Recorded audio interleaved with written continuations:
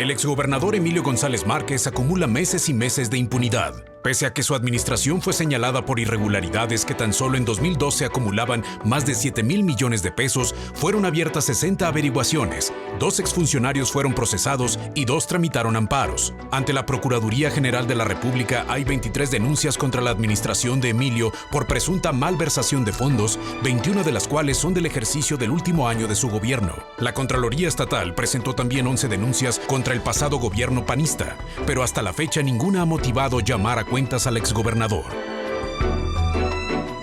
Era un tema obligado aquí en Ruta 44, analizar el caso de Emilio González Márquez, incluso lo hemos llamado así, el misterioso caso de Emilio. Saludo con mucho gusto a Francisco Jiménez Reynoso, académico de la Universidad de Guadalajara. Francisco, bienvenido. Gracias, Carlos. A la orden, como siempre. ¿Por dónde empezamos a analizar esta madeja tan extraña del caso de Emilio González Márquez? ¿Por dónde empezar? Bueno, es un verdadero rosario el que, haciendo una breve reseña de lo que se apunta en relación a este sexenio tan oscuro, de despilfarros, de desviaciones, de nepotismo.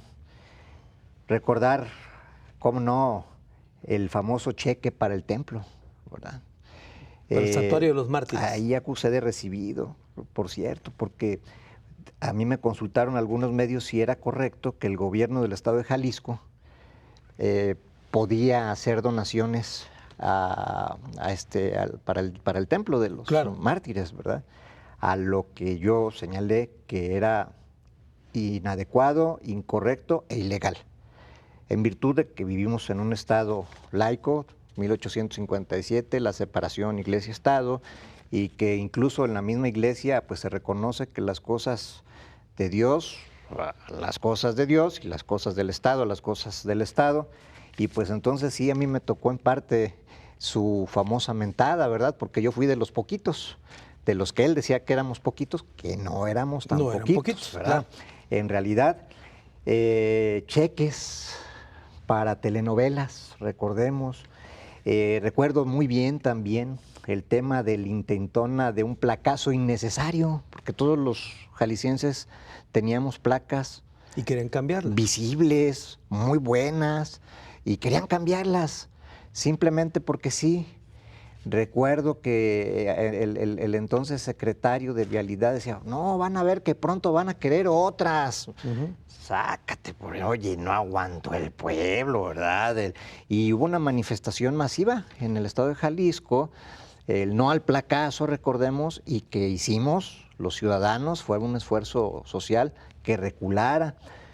Los Juegos Panamericanos, otro gran tema, Chalacatepec y Provipe mismo, el Seguro Popular, facturas de operaciones fantasmas que se daban a diestra y siniestra, cheques para Teletón, desvío de maquinarias que se daban para chambas de particulares.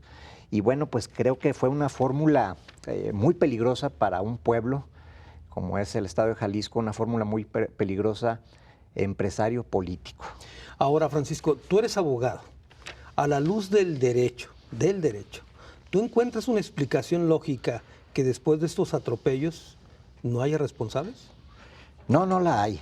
Desde el punto de vista jurídico no hay una explicación, sobre todo si analizamos las declaraciones en su momento de Juan José Bañuelos Guardado, el que fue contralor. El que fue contralor, que de una forma, analizando su lenguaje corporal, incluso hay que decirlo, él era muy contundente de que se habían presentado por parte del gobierno del estado de Jalisco, el nuevo, que tenemos, las denuncias penales correspondientes y que evitaban dar nombres para no entorpecer las investigaciones. No entorpecer y no evadieran se evadieran de la justicia estas personas que podrían tener responsabilidad en actos de corrupción, ¿verdad?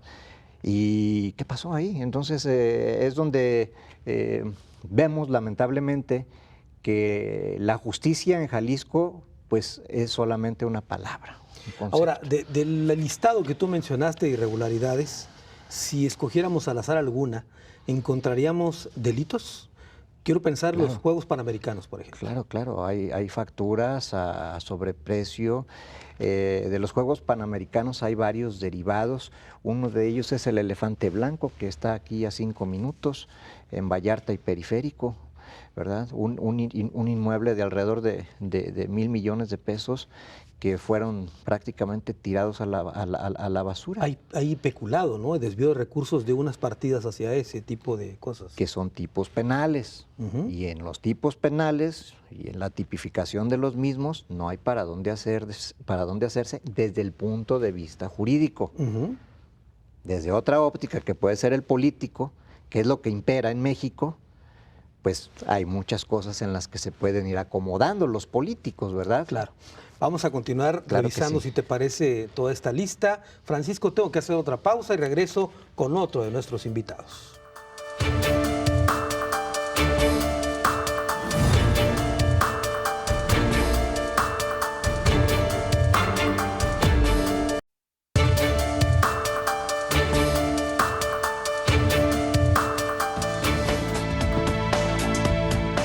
No obstante que en su administración fue protagonista de varios escándalos como una mentada de madre para sus críticos, en su momento el entonces gobernador buscó ser candidato por el PAN a la presidencia de México. En plena efervescencia electoral, reveló en un noticiero sus aspiraciones, mientras que impulsaba un portal en internet con sus logros que se llamaba Eres Grande México, es decir, el acrónimo de Emilio González Márquez.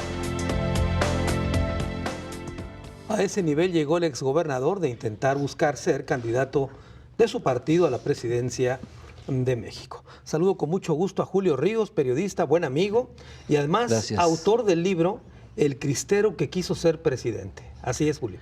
Efectivamente, un libro que se realizó como un corte de caja cuando se terminó este polémico y turbulento sexenio de Emilio González Márquez en 2013 y que reúne pues varios capítulos de estas controversias y también sus orígenes en Lagos de Moreno y sus pasos por diferentes trincheras políticas, desde el Partido Demócrata Mexicano, el extinto Gallito, pasando luego al PAN, donde se encumbró. El Gallito Colorado. A ver, para que la gente que nos está viendo recuerde un poco de lo que fue este personaje, ¿por qué nos platicas algo de Emilio, su personalidad, sus orígenes y todo eso? Bueno, Emilio, nacido el 12 de noviembre de 1960, ahí en una finca en Lagos de Moreno céntrica, en la calle Miguel Leandro Guerra, número 429, que es donde nació.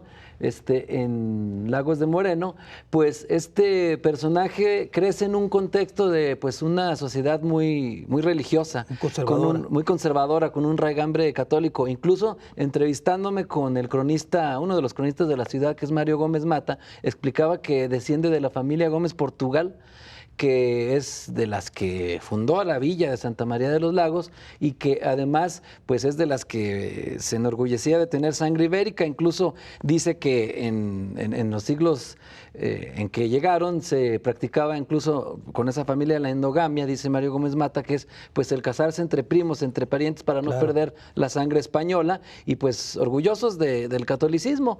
Esto pues hace entender el por qué esta orientación religiosa ultracatólica de Emilio González Márquez, que la presumía incluso en cuanto oportunidad tenía, y el por qué se unió luego a un partido de corte sinarquista que trataba de reivindicar las luchas de los cristeros, tanto en el Bajío como en esta parte de los Altos Norte de Jalisco, y en donde, por cierto, el PDM ganó la primera de sus alcaldías, tengo entendido, en Lagos de Moreno, con un personaje, Víctor Atilano. Es a Víctor Atilano a quien se le acerca Emilio González Márquez, quien ya vivía en Guadalajara porque se fue... Fue dirigente del PDM Víctor Atilano, ¿verdad? Después de ser efectivamente, alcalde. También después fue presidente nacional incluso del PDM. También con él platicamos para saber algo de cómo fue este acercamiento. Se necesitaba armar estructura en Guadalajara, donde ya vivía Emilio, y pues entonces lo invita a estar aquí como presidente, bueno, que se uniera primero al Comité Guadalajara, y Emilio González Márquez llegó incluso a ser presidente nacional del PDM. Del PDM. En un interinato, pero logró sin duda encumbrarse allí. No hubo muchos éxitos electorales, la efervescencia del gallito colorado duró poco, sí tuvo un impacto en las regiones católicas, pero no pudo prender a nivel nacional. Después de la candidatura de Pablo Emilio Madero desaparece, y entonces muchos panistas de ese corte sinarquista o que eran también de la ACJM, que es un organismo también de jóvenes católicos, saltaron al lado del PAN, junto a algunos otros que luego, según ha documentado Álvaro Delgado en sus libros, son juramentados del Yunque. Del Yunque. Entre ellos, pues, está Emilio González Márquez, que, bueno, alguien por ahí decía que si hay a quien culparle de que luego estuviera en el PAN es a Tarcisio Rodríguez, porque fue uno de los que lo invitó y que se lo llevó. Ahí, pues, empieza la carrera meteórica de Emilio. Porque fue meteórica, ¿no? Sí, sí, sí. Unos cuantos años y ya estaba encumbrado. Y pocos personajes pueden ligar tantos, presumir de haber ligado tantos cargos políticos en Jalisco, porque fue desde regidor de Guadalajara, luego diputado federal, presidente del comité municipal estatal, también del comité de los dos, y luego ya llegó a ser presidente municipal de Guadalajara para saltar a la gubernatura, esto en un lapso de no más de 12, 13 años. Al principio la personalidad pues siempre fue bonachón, pero no se había deformado tanto como lo que ocurrió luego de la famosa mentada, que fue como el antes y el después del Emilio que conocíamos, claro, más bonachón, a que empezaron ya con los escándalos. Hubo un episodio ahí cuando fue alcalde, según recuerdo, que el primer día de su administración se rasuró y se vistió de policía, algo así, ¿no? El primer día, que hablaba pues del estilo, como tú dices tú, pintoresco, por llamarlo de alguna manera, de Emilio, ¿no? Pintoresco, y eso lo hizo ser muy buen candidato. También hay que reconocerlo en sus, quizá no tan buen gobernante, como ya se vio después con las irregularidades administrativas. Y sí, era pues bonachón. Hay que recordar que inició la campaña para gobernador durmiendo en la colonia Ferrocarril, dándole pollos ahí a la gente, una cena pues no muy común para quienes viven ahí. Y este tipo de desplantes así los tenía. Presumía ser de las Chivas y tratar de encajar, de conectar ahí con el pueblo. Sin embargo, pues ya con el paso de su administración, toda esta figura se fue pues deformando, se presentó, digamos, un perfil más grotesco a partir precisamente del día de la mentada y de algunos otros escándalos que involucraban supuesto exceso con la bebida. Y claro, fue ahí como se vinieron luego dando estos escándalos administrativos de los que hablaban hace unos instantes. Bueno, vamos a continuar, Julio, haciendo este recuento. Nomás antes de ir a la pausa te diría, lo que nunca abandonó fue su espíritu cristero, ¿verdad? Que lo acompañó en toda su administración. Así es, con varias frases muy conocidas. Muy bien, vamos a la pausa, regreso con otro de nuestros invitados.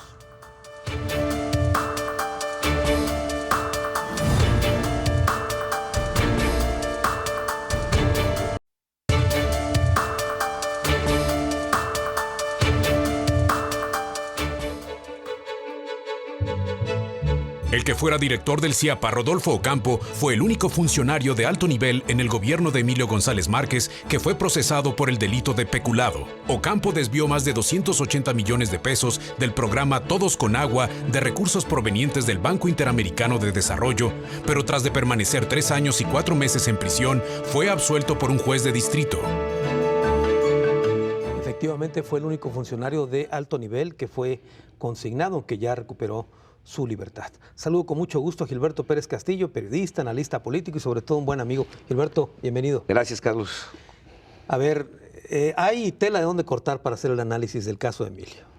Yo creo que hay mucho, Carlos. Yo creo que hay, yo diría, hay 3 partes que habría que analizar. Ya ahorita estaban ustedes tratando el tema jurídico, que creo que es el que deberíamos no olvidar, ¿no? Porque claro, efectivamente hay varios casos que son, si quieres, grotescos, anecdóticos, de excesos de poder, pero que no incurres en un delito. Hay acciones políticas que pueden no gustarnos, pero que tampoco incurres en un delito. Pero hay situaciones en las que evidentemente hay manera de procesar a alguien Y entonces, si analizamos estas tres partes, pues por supuesto que te llama la atención de un sexenio que estuvo marcado por excesos, por actos de corrupción y por muchas evidencias de esto, que únicamente haya sido un funcionario, Rodolfo Campo, del CIAPA, el que haya sido encarcelado. Recordemos que también estuvo unas horas César Col Carabias, que había sido director de la Comisión Estatal del Agua. De la Comisión Estatal del Agua, que estuvo unas horas nada más, salió bajo fianza, pero pues este gobierno nos anunció a través del Contralor y a través del fiscal que pues que ya estaban las denuncias presentadas y que ahora sí ya venía la justicia y años van acumulándose y pues nomás no vemos cómo. Y a mí me preocupa esto porque, bueno, ya estamos viendo casos de otros gobernadores que ya han sido procesados, que ya están buscados por la justicia, algunos ya encarcelados. Y te llama la atención, por ejemplo, el caso de la compra de Chalacatepec. Porque es evidente jurídicamente que hay una irregularidad. Primero, por el precio. Segunda, porque se compra una propiedad con la intención de hacer un desarrollo turístico cuando no se contaba ni siquiera con la viabilidad medioambiental. O sea, ni siquiera había posibilidades. Ni certeza jurídica en la tenencia de la tierra. ¿No? Entonces, ¿y ahí con qué jugaste? Jugaste con el patrimonio de los trabajadores, con el dinero con el que los trabajadores se mal van a pensionar y a jubilar, ¿no? Está el otro caso excesivo de las villas panamericanas que ya mencionaban, donde también había una gran serie de irregularidades jurídicas que te decían ahí no se puede construir esos edificios y sin embargo por capricho del gobernador se construyeron ahí y ahí está, patrimonio otra vez de los trabajadores perdido ahí. Déjame retomar esa parte que tú dijiste hace un momento. Una cosa es la actitud política y ahí voy con el capricho y otra cosa es el asunto legal. ¿Había, digamos, ilegalidades en ese asunto, Gilberto? Sí, claro. ¿La villa panamericana? Sí, claro. Tan lo sabía que recuerda, Carlos, que a pesar de las presiones que ejerció hacia el gobierno de Zapopan, era el alcalde Héctor Bielma, a pesar de las presiones que hizo Emilio González Márquez, el gobierno de Héctor Bielma se negó a darle los permisos precisamente porque no había elementos para autorizarlos, ¿no? Había un problema no solo de densidad autorizable, sino también había un problema de a dónde iban a caer las descargas del agua, ¿no? Entonces, no obstante que estaban ya esas cosas claras, se empeña en meter el dinero de los trabajadores a un proyecto que ya se sabía que no era viable. Entonces, cosas como estas tú las vas agregando y te vas dando cuenta de que efectivamente si hay elementos bastante delicados con los que se podían procesar a Emilio González Márquez y a su círculo de funcionarios cercanos. Esa es en la parte jurídica que te llama la atención, porque uno pensaría si Rodolfo Campo actuó solo en ese desfalco que le hicieron al CIAPA con este crédito del Banco Interamericano de Desarrollo, porque esas te suenan como a película de esas de la ley de Herodes, ¿no? Donde se gastan el dinero en una red de agua potable y drenaje que nunca tuvo forma y que los tubos no se pegaban unos con otros y nunca pudo haber agua porque nunca hubo tubería. Entonces, yo creo que lo grave es que el actual gobierno haya dejado pasar el tiempo sin que se haya hecho nada. Y de alguna manera, Emilio González Márquez había permanecido oculto durante estos años en su casa allá en la playa en Puerto Vallarta, porque yo creo que no quería hacer ruido. Pero recordemos también que en el 2015 su propio partido, el Partido Acción Nacional, lo expulsó del partido. Y ahora, según lo que nos cuentan, pues ya se la pasa yendo y viniendo a México apoyando a Margarita Zavala en el intento de ser candidata a presidenta de la República. De tal manera que al parecer ya estamos viendo otra vez a un Emilio González activo políticamente, reactivándose políticamente, y pues es más preocupante, yo creo, para los jaliscienses, ver a este personaje que al parecer está de regreso. A ver, Gilberto, vamos a tener que hacer una pausa, pero te lo dejo como una inquietud.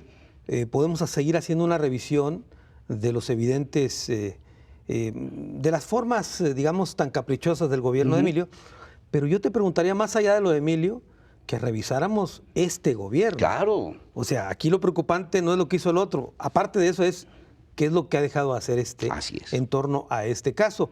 Si te parece, lo comentamos un poco más adelante. Hemos escuchado la opinión de nuestros 3 invitados. Después de la pausa, nuestro tradicional cruce de caminos aquí en Ruta 44.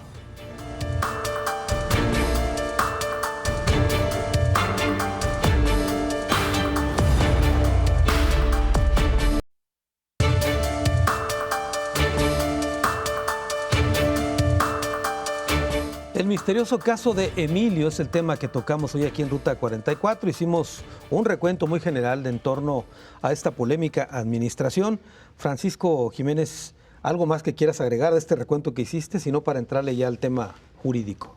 Bueno, lo que sí es muy importante es pues investigar qué fue lo que pasó, porque yo veía a este gobierno que entró con muchas ganas, caiga quien caiga, y bueno, lo que se escucha, las frases más comunes, ¿no? Va a caer todo el peso de la ley, caiga quien caiga, hasta las últimas consecuencias, y que pues ya he escuchado a algunos priistas que por cuestiones obvias, omito nombres, pero andan diciendo, esto ya se acabó, esto ya se acabó.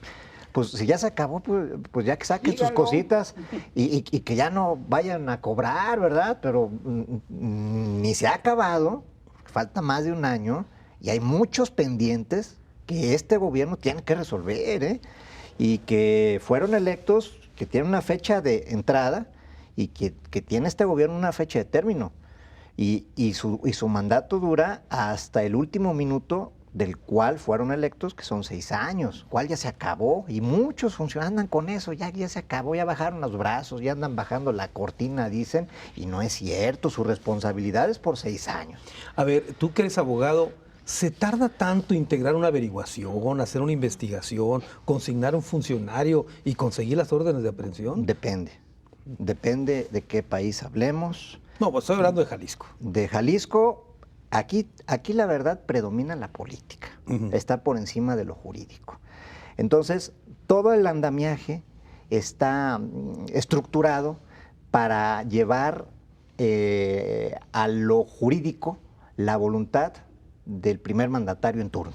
Entonces, desde el momento en que el gobernador nombra en teoría al que debería ser el abogado del pueblo, que antes era el procurador, hoy es el fiscal general, cuando el gobernador nombra al abogado de Jalisco, es el que va a defender los intereses del gobernador en la práctica. Así ha venido sucediendo desde hace décadas. Como es nombrado por él, entonces él tiene que esperar la instrucción de lo que el gobernador haga, sus negociaciones, sus acuerdos, sus concertaciones. Claro. Entonces, lo jurídico pasa a segundo o tercer término. No ha llegado la instrucción ni ha llegado la voluntad política, según me dices. Pues quizás la instrucción sea aguanta. La instrucción es en otro sentido. Julio Ríos, nos hiciste un recuento de Emilio, pero este pasaje de que intentara ser candidato a la presidencia, ¿en qué momento se empezó a fraguar? Esto previo, digamos, a unos meses antes de los Panamericanos, le empezaron ahí a calentar la cabeza a algunos de sus cercanos, ¿no? A Emilio, de que podía, y él se emocionó todavía más con el resultado de aquella inauguración de los Juegos Panamericanos, a pesar de lo administrativo y todo lo que mencionó Gilberto, y por ello mismo vio como plataforma los Panamericanos, al estar él consciente de que podía ser su despegue, y metió mucho dinero de donde fuera, ¿no? Se habló mucho de las denuncias de sus adversarios políticos, de que tomaron de diferentes partidas, fueron alrededor de 3,000 millones de pesos lo que se gastó en 22 sedes, 9 citas, a pesar de que había algún estudio de que con 3 era necesario y lo demás lo podía rehabilitar. Él se fue por el lucimiento y con una inauguración que costó más cara incluso que los de los Juegos Olímpicos. Y ahí fue donde él empezó a aprovechar todo esto y cuando se hace esto de Eres Grande México, que busca, varios jóvenes empezaron a grabar estos videos diciendo que Emilio era la mejor opción. Algunos de ellos, por cierto, hoy están en el Movimiento Ciudadano, partido que ahora dicen que buscaría una alianza con Margarita y con quien está ahora tratando de jugar Emilio, ¿no? Como que las piezas ahí empiezan más o menos a encajar, pero fue sí en estos inicios de 2011 y todo ese año cuando empezó a nacer en él esta idea de llegar a la presidencia de la República, que como pudimos ver luego ya no se dio, pero también hay unos que piensan que si le hubieran dado más tiempo, porque aunque ya estaba hecho el gasto de los Panamericanos y también en la inauguración, cuando él se baja, cuando declina, se da unos días antes, dice él que para concentrarse solo en la organización, ya no le dieron tiempo de que eso fuera la plataforma como él esperaba, claro. Pero en una de esas hubiera podido crecer más, porque en los primeros sondeos, en las primeras mediciones estaba incluso arriba que Ernesto Cordero, por ejemplo. Claro. Ahora, en su administración, tú dices este libro de El cristero que quiso ser presidente, es un corte de caja de su administración. Esto fue en el 2013 cuando lo hiciste, ¿verdad? Exactamente, sí. Es más rápido el corte de caja que hiciste tú que la investigación y la justicia en contra de su administración. ¿Qué más podríamos hablar de su administración? Lo que pasa es que ahí también hay cosas que si bien comentaban que políticamente son mal vistas, como estos derroches, también hay algunos puntos que tomar en cuenta en cuanto a las cifras. Por ejemplo, hay que recordar que ellos para esto de los Panamericanos, que era la plataforma, solicitó el gobierno del Estado un crédito famoso geográfico, claro, de 1.400 millones de pesos a espaldas del Congreso, lo cual obviamente debería de ser causal de una sanción, de un proceso penal, de un proceso incluso político y también penal. Y hay que ver también, comparar las cifras, porque si se hablaba, por ejemplo, por parte de Bañuelos Guardado, que había irregularidades solo del último año por 7,000 millones de pesos, que bueno, no se dice que él se los haya embolsado, pero de varios colaboradores. Claro. Lo de Andrés Granier, por ejemplo, que si está preso ahora son solamente 2,000, lo que claro, se le achacaban, 2,000 millones. Esto pues es más del triple. Menos. Claro, Gilberto, en 9 meses la gobernadora de Sonora abrió 252 averiguaciones previas, metió a la cárcel al medio mundo y hasta el exgobernador de Sonora ya está en la cárcel. Pues fíjate, Carlos, de los últimos gobiernos que terminaron el año pasado, ¿sí? En el caso de Sonora, pues hay un proceso ya contra el gobernador Padres. En el caso de Nuevo León, ya se presentó ayer o hoy una nueva acusación contra Rodrigo Medina. En Quintana Roo, contra Borge. Y en el caso de Veracruz, pues ahí tenemos en Guatemala a Duarte. Y en el caso de Chihuahua ya están también presentándose las cosas. Y también en Tamaulipas, Tamaulipas en eso andan también. Entonces, ¿qué te dice esto? Bueno, pues que efectivamente cuando hay la intención de hacer justicia, se hace. Creo que queda muy claro cuál es el papel que está jugando este asunto de la justicia en Jalisco. Agarras al contralor y agarras al fiscal como perros con cadena, se los avientas al PAN para que los asuste con las auditorías, con las acusaciones, pero cuando necesitas negociar algo con el Partido de Acción Nacional en el Congreso, para las cosas de tipo político, pues entonces le das el jalón al chucho y lo amarras y lo avientas al corral. Cuando lo vuelves a necesitar, vuelves a sacar al contralor y al fiscal. Y entonces la justicia en Jalisco, en este gobierno, ha servido nada más para poder sacar acuerdos con el Partido de Acción Nacional.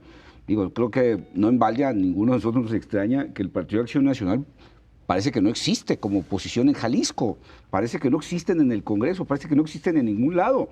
Entonces, ¿qué te dice? Bueno, pues que efectivamente el propio caso de Rodolfo Campo, ¿no? O sea, parecía más interesado el gobierno del Estado en echar para afuera a Rodolfo Campo que el PAN, ¿no?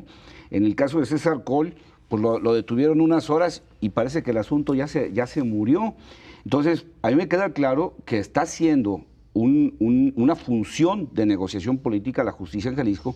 Por eso no vemos a Emilio González y no vemos a ninguno de sus cercanos colaboradores siendo enjuiciados. A ver, Gilberto, esto es un asunto local, lo de Jalisco. Sí. Pero Entonces quiere decir que el gobierno federal también tiene su chucho amarrado en contra del PAN, porque las 23 denuncias que tiene la PGR en contra de Emilio Resultado de revisiones de la Auditoría Superior de la Federación. ¿También hay un perro amarrado el gobierno federal? Al parecer sí, ¿no? Porque a lo mejor también, ya sea que allá se esté negociando o que el propio gobierno de Jalisco negocie con la autoridad federal, oye, déjamelos en paz, porque ahorita andamos llevando la fiesta en paz, ¿no? No te extrañe que si se empieza a mover este asunto de que el PAN podría aliarse con MC y Enrique Alfaro para el 18, pues el perro vuelva a salir. Tanto el federal, a ladrar, ¿no? Los dos perros. Claro. El federal y el vuelvan local. a salir a ladrar para amedrentar y decir, oye, espérame, ¿cómo que te vas para allá? Claro. ¿No? O sea, acuérdate que aquí traigo el perro para morderte, ¿no? Muy bien. Tengo que hacer una pausa, regreso con más de ese tema.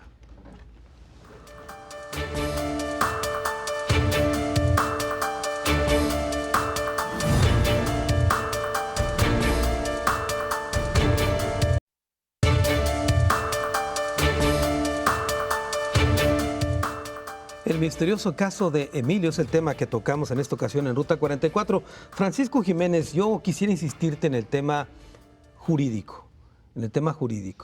Yo hace un momento te preguntaba si un procedimiento penal se lleva tanto tiempo. Tú me dijiste que era voluntad política, de acuerdo, pero en otro tipo de casos, olvídate de este político, ¿se lleva tanto un proceso? No. En estricto sentido jurídico, un asunto de esta naturaleza no debe durar más de 3 meses. Uh-huh. Pero lamentablemente está tan contaminado de la política, el sistema judicial a nivel nacional y estatal, que todo es manejable, todo es negociable. Hagamos un recuento de las últimas detenciones que se ha dado de personajes de primer nivel que en su momento fueron como exgobernadores. El caso de Yarrington, su error, haberse fugado a Italia. Allá la Interpol hace un buen trabajo. El caso de Duarte en Guatemala, la Interpol juega un papel relevante.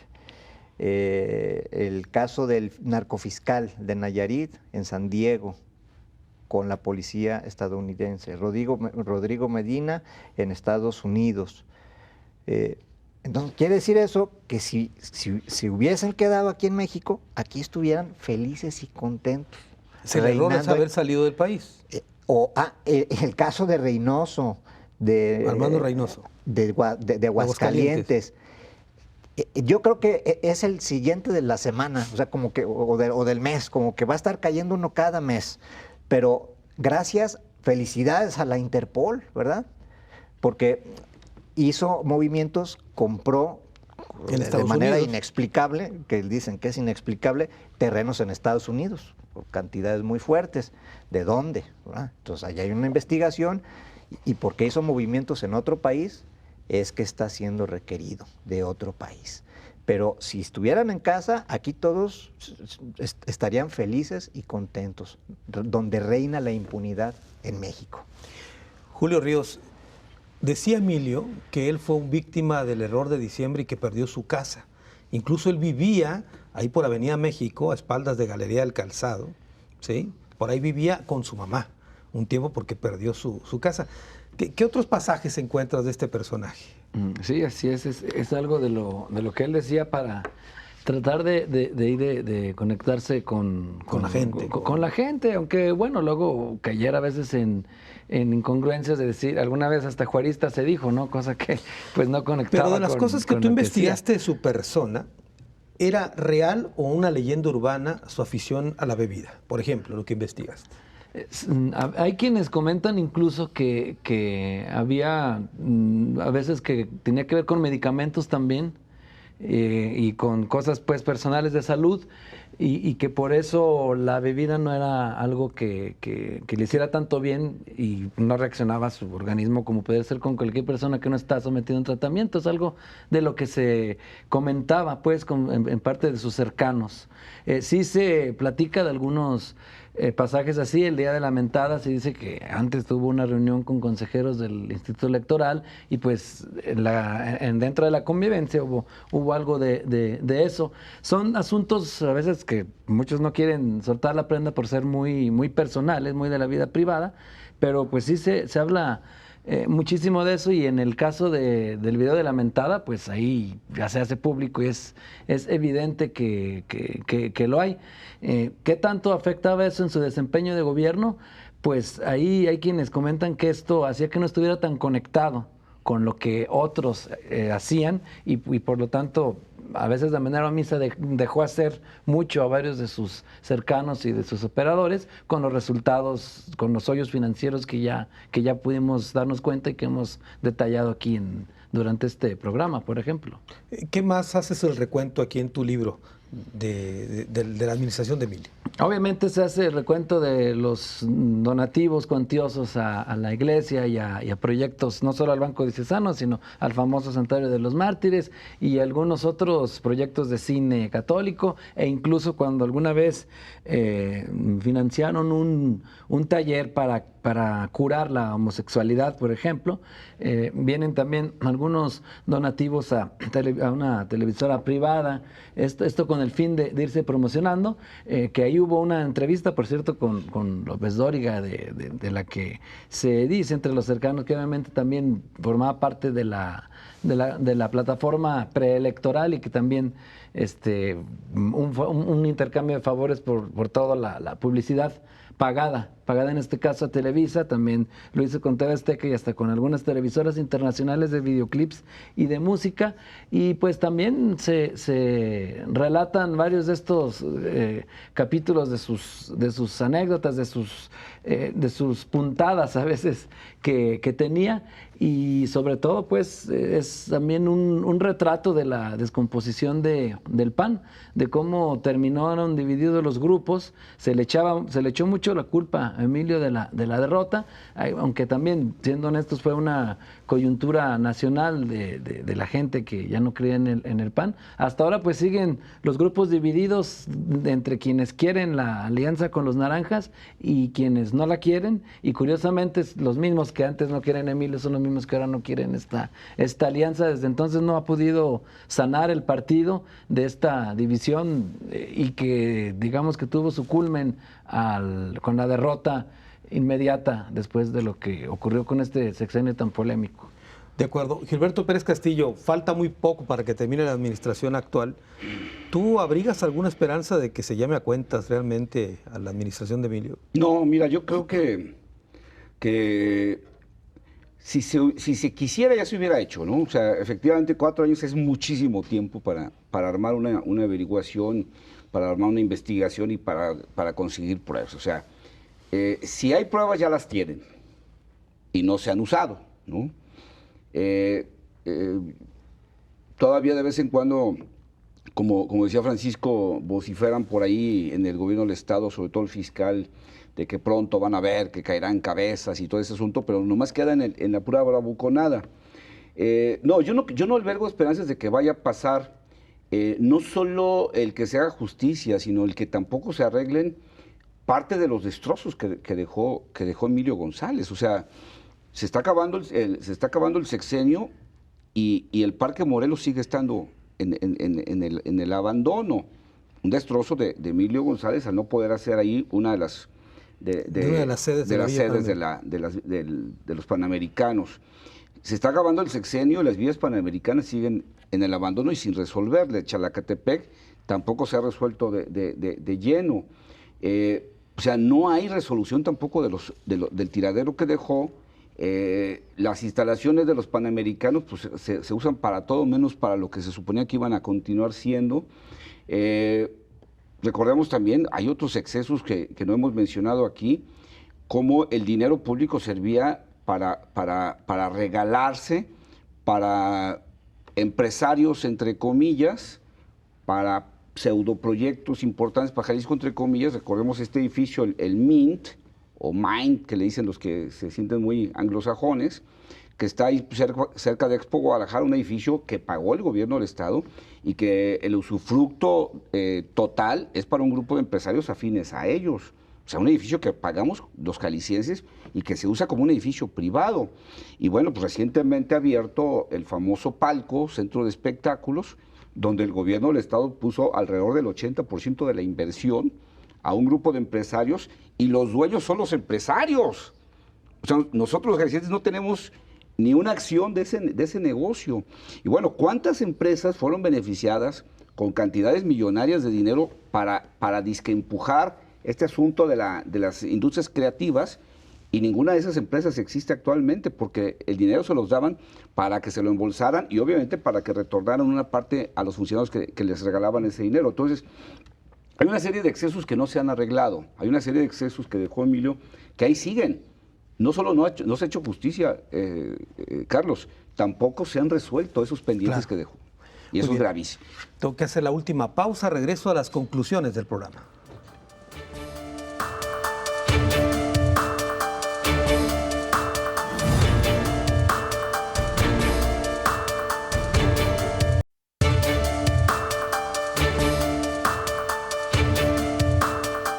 El misterioso caso de Emilio, el tema que tocamos en esta ocasión en Ruta 44, estamos llegando a la parte final del programa. Me parece que este tema da para más. Vamos a tener que convocar a los amigos a que regresen para seguir con este tema. Las conclusiones, comienzo contigo, Francisco. Yo creo que la sociedad, el pueblo de México y Jalisco no es la excepción, está harta. Estamos cansados de tanta impunidad, de ver cómo de manera cínica y desmedida los políticos se llenan los bolsillos, entran algunos con una mano atrás y otra adelante y salen en la opulencia y no pasa nada. En un pueblo con tantos millones de pobres y de gente incluso con hambre. Hace algunos días publicamos una columna en la que hicimos un recuento. Hay más de 17 exgobernadores vivos que tienen problemas con la justicia. De los que se encuentran en la cárcel, por ejemplo, podemos ubicar a Mario Villanueva Madrid de Quintana Roo, Andrés Granier de Tabasco, Jesús Reina de Michoacán, Flavino Ríos de Veracruz. Incluimos ya a Duarte y a Yarrington, que están siendo procesados, a Guillermo Padres de Sonora. Bajo proceso en libertad hay 2, Luis Armando Reynoso, que ya está en la mira de los norteamericanos, y está Rodrigo Medina. Prófugos de la justicia, se encontraban estas personas que mencionamos, ya cayeron 2, y bueno, así vamos a ir poniéndole a esta columna pues una rayita del detenido, del exgobernador detenido del mes, ¿verdad? Entonces, pero esto no es gracias, lamentablemente, a las autoridades mexicanas. Las autoridades mexicanas los encubren. Bueno, son ellos mismos, son parte del sistema, de un sistema podrido, democrático, que yo tuve que inventar un concepto la semana pasada porque no encuadraba cómo vivimos en México. ¿Y cuál es el concepto? Si vivimos en una democracia, no es cierto, porque se habla de fraudes sistemáticos, hay plutocracias, gobiernos de aristocracias, monarquías, no. El concepto es narcocracia, el poder del narco. Muchas gracias, Francisco. Julio Ríos, tus conclusiones. Pues en la historia de Emilio vemos una historia de ascenso y de caída política, una carrera meteórica en la que pues también se caracterizó por el desprecio del Estado laico, el derroche de los Juegos Panamericanos, trampolín que González Márquez exprimió al máximo en ese afán personal por cumplir su sueño personal de llegar a la presidencia de la República, esto sin importar la deuda que hereda a próximas generaciones. Y bueno, finalmente también estamos viendo ahora cómo podemos pasar una frase que hemos comentado mucho aquí en este canal del sexenio de la corrupción al sexenio de la impunidad, el hecho de cómo la administración de la justicia es administración porque se dosifica, porque se va utilizando como se va necesitando a cuentagotas. Entonces habrá que ver lo que ocurre, si esto solamente, a diferencia de otros que llegaron con la espada desenvainada y se actuaron, en este caso no se hizo nada más que pura alaraca. Vamos a ver si ahora, que seguramente en el 2018 vuelve a aparecer Emilio con su regreso triunfal a la política, no dudemos que hasta buscando alguna diputación federal o algún tipo de cargo público para reaparecer, vamos a ver si ahí entonces vuelven a soltar esos chuchos amarrados. Muy bien, muchas gracias, Julio. Gilberto Pérez Castillo. Pues mira, Carlos, efectivamente, mientras los fiscales sigan dependiendo de los gobernadores y del presidente, pues la justicia va a seguir siendo negociable y los mexicanos vamos a seguir haciendo corajes de ver estos casos de impunidad. Creo que estos casos de los que nos refería Francisco te hablan de que de alguna manera algo está empezando a pasar en este país. Antes el tener un gobernador sujeto a proceso era algo extraordinario. Hoy yo digo, lejos de ser una mala noticia, la mala noticia obviamente es la corrupción, pero es una buena noticia que se empiece a perseguir y que se empiece a encarcelar gobernadores. Creo que eso es lo importante, pero volvemos a lo mismo, porque también tienen otro elemento en común estos casos que decía Francisco. Casi todos están siendo procesados porque su partido perdió las elecciones en su estado. O sea, quien los está procesando pertenece a un partido diferente al de ellos y eso cuenta mucho. Algo está pasando. De todos modos, la clase política siempre estará jalando las cuerdas para que la justicia no avance, no embalde. El tema del fiscal anticorrupción no avanza. O sea, un fiscal que debió haberse ya nombrado, no avanza el nombramiento y dicen, ahí luego, ¿por qué? Porque obviamente nadie quiere que empiece la acción de un fiscal anticorrupción federal y tampoco en los estados. Pero bueno, empieza a pasar algo y eso creo que es bueno y eso hay que empujarlo. En el caso de Emilio González, no sé si vaya a ser por una cuestión política el que se pudiera hacerle algo, pero yo sí lamentablemente no tengo muchas esperanzas de que él y sus más cercanos colaboradores vayan a pagar por los destrozos que le hicieron a Jalisco. Muy bien, muchas gracias, Gilberto. Gracias. Julio, Francisco, ¿les parece que tengamos una segunda parte del tema? Claro que sí, Muy con bien. mucho gusto. Me quedo con una reflexión final nada más en torno a este tema. Hace tiempo, cuando empezó la administración de Emilio, lo entrevisté y platiqué con él de diversos puntos. Iniciaba su administración y se le cuestionaba que en Casa Jalisco invitara a algunos de sus principales funcionarios a leer la Biblia. Cuando yo le pregunté de eso, me dijo, no está mal que vengan a leer la Biblia, porque quien lee la Biblia y tiene temor de Dios, no va a robar, no va a ser corrupto. Y entonces, por eso los invito. Eso me dijo Emilio, entre otras cosas. Me parece que a la luz de los resultados de su administración, él personalmente dejó de leer la Biblia. Y por último, respecto a la actual administración y después de los procesos que anunciaron que se iban a abrir en contra de la pasada administración y a esta inacción que han tenido, pues me parecería que los cálculos políticos van por dos vías. Una, o están preparándose también su historia de impunidad posterior. Y dos, ojo con esto, nadie garantiza que los tiempos políticos posteriores les permitan a ellos repetir la historia de Emilio, porque ya efectivamente, como dijo Francisco y Gilberto, ya hay gobernadores en la cárcel y parece, lamentablemente para la actual administración, que esa es la moda. Hasta la próxima.